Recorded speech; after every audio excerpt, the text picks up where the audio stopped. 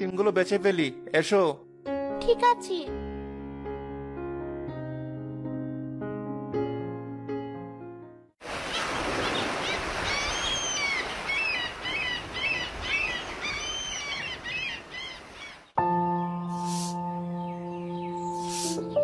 কি ভাবি, তুমি তো এখনো নতুন। আমরা 3 বোন থাকতে তুমি কেন কাজ করবে? তুমি ঘরে যাও, আমরাই সব কাজ করছি। টুম্পা, আমি সব করে নিতে পারবো, তোমরা চিন্তা করো না। ভাবি, তুমি এত কথা বলে না তো, তুমি ঘরে যাও।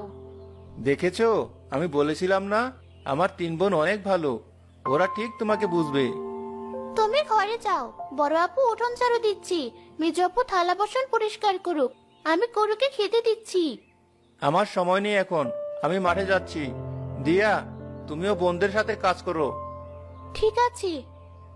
রিপন মাঠে চলে গেলে টুম্পা বলে, এই যে কাক, এ নাও তোমার ঝাঁটা, তোমার কাজ তুমিই করো। কি হলো, এমন করে তাকিয়ে কি দেখছো? তোমার মতো কালো একটা ভাবি থাকতে আমরা কেন কাজ করব? তোমরা এতক্ষণ যে ভালোভাবে কথা বললি, ওটা তো ভাইয়াকে দেখানোর জন্য বলেছি। এখন যাও, বাড়ির কাজ করো। তুমি কি মনে করেছো আমরা রোদে কাজ করে তোমার মতো কালো হব? ঠিক আছে, আমি সব কাজ করছি।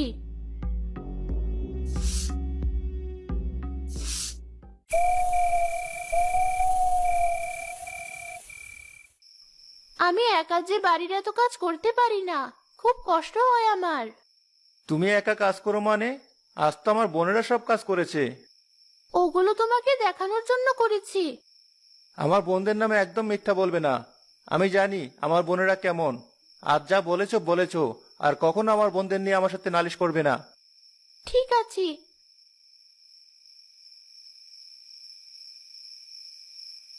আজ আমি কালো বলে কেউ আমাকে দেখতে পারি না, না বাবার বাড়িতে না শ্বশুর বাড়িতে।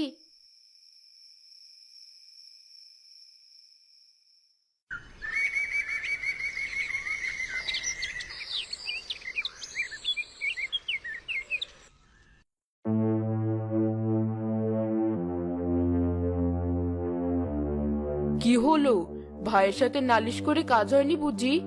আজ থেকে তোমাকে আরো কাজ করতে হবে। আমার ভাইয়ের সাথে নালিশ করা শাস্তি তুমি পাবে। টুম্পা বোন, দয়া করে আমার সাথে এমন করো না। শম্পা, চম্পা, বাড়িতে যত কাপড় আছে বের কর।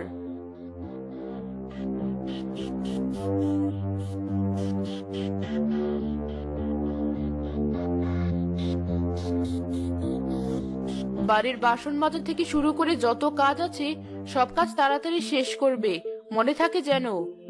না হলে ভাইয়াকে মিথ্যে বলে তোমাকে তাড়াবো, কালো ভূত। ঠিক আছে, আমি সব করছি।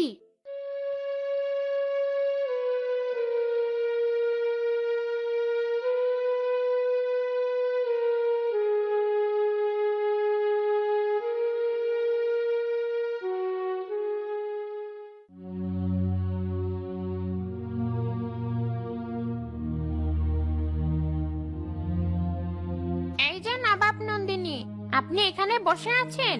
গরুকে খেতে দেবে কি, গোসল করাবে কি? এই তো এখনই যাচ্ছি।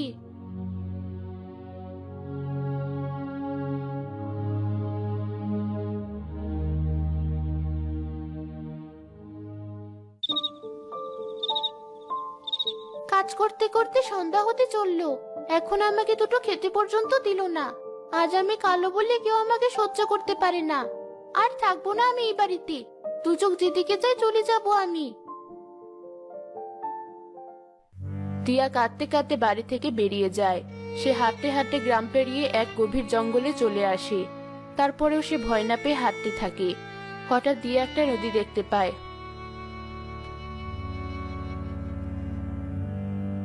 জঙ্গলের ভেতর নদী, বেশ ভালোই হয়েছে। আজ আমি নিজেকে শেষ করে ফেলবো, তাহলে কেউ আমাকে আর অপমান করতে পারবে না।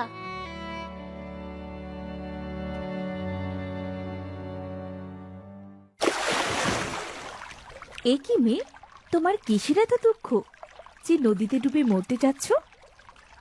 কে কে আপনি? ভয় পেও না দিয়া, আমি জল পড়ি। তুমি বলো, এই গভীর জঙ্গলে তুমি কেন এসেছো? আমি নিজেকে শেষ করতে এখানে এসেছি। আমি কালো হওয়ায় কেউ আমাকে দেখতে পারে না। আমার 3 ননদ তো আমাকে খুব অত্যাচার করে। তুমি কেঁদো না দিয়া, আমি তোমাকে তোমার স্বামীর 3 বোনের চেয়েও সুন্দরী বানিয়ে দিচ্ছি।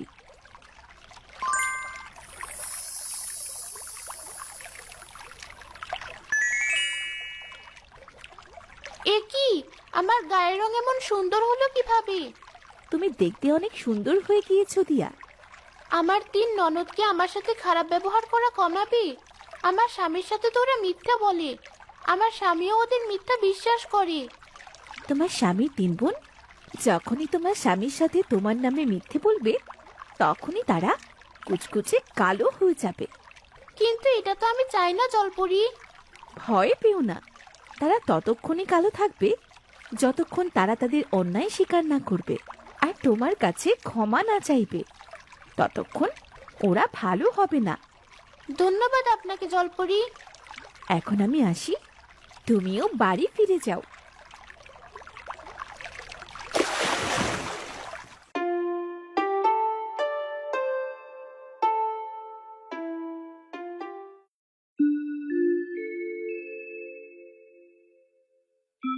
এ কি, কে তুমি?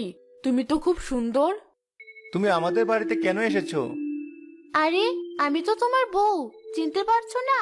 আমি দিয়া। তুমি দিয়া? তুমি এমন সুন্দর হলে কিভাবে? আমি কালো হওয়ায় টুম্পা, চম্পা, শম্পা আমার সাথে সবসময় খারাপ ব্যবহার করে, আমাকে অত্যাচার করে। ওদের অত্যাচার সহ্য করতে না পেরে আমি নিজেকে শেষ করার জন্য জঙ্গলের ভিতর নদীতে যাই। আমি মিথ্যা বলছি ভাইয়া, তুই ভাবের কথা বিশ্বাস করলি? তুই তো দেখতেই আমরা ভাবিকে কতটা ভালোবাসতাম। তারা 3 বোন মিথ্যা বলার সাথে সাথে কালো হয়ে যায়। এ কি, আমরা এমন কুচকুচে হলাম কিভাবে? এগুলো জলপরীর দেওয়া অভিশাপ, এগুলো তোমাদের মিথ্যা বলার শাস্তি। তোমরা 3 বোন যতদিন সত্যি কথা না বলবে ততদিন এমন কালোই থাকবে। তুমি আমাদের সাথে কেন এমন করলে ভাবি? বোন, তোরা সত্যিটা বল। আমরা সব সত্যি বলছি ভাইয়া। তুই বাড়ি থাকলে আমরা ভাবির সাথে ভালো ব্যবহার করতাম, কিন্তু তুই চলে গেলে। ভাবি, আমাদের ভুল হয়ে গেছে, এখন থেকে আমরা তোমার সাথে কোনো খারাপ ব্যবহার করব না। আমাদেরকে মাফ করে দাও ভাবি। এখন থেকে আমরা তোমাকে নিজের বোনের মতো ভালোবাসবো। সত্যি বলছি ভাবি, বিশ্বাস করো। তোরা এতটা খারাপ আমার জানা ছিল না। আমি তোদের কত বিশ্বাস করেছিলাম, আর তোরা আমার সামনে থেকে যা বলছি। তুমি এমন কথা বলো না, ওরা তো নিজের ভুল বুঝতে পেরেছি, আমি ওদের ক্ষমা করে দিয়েছি। সত্যি বলছো ভাবি?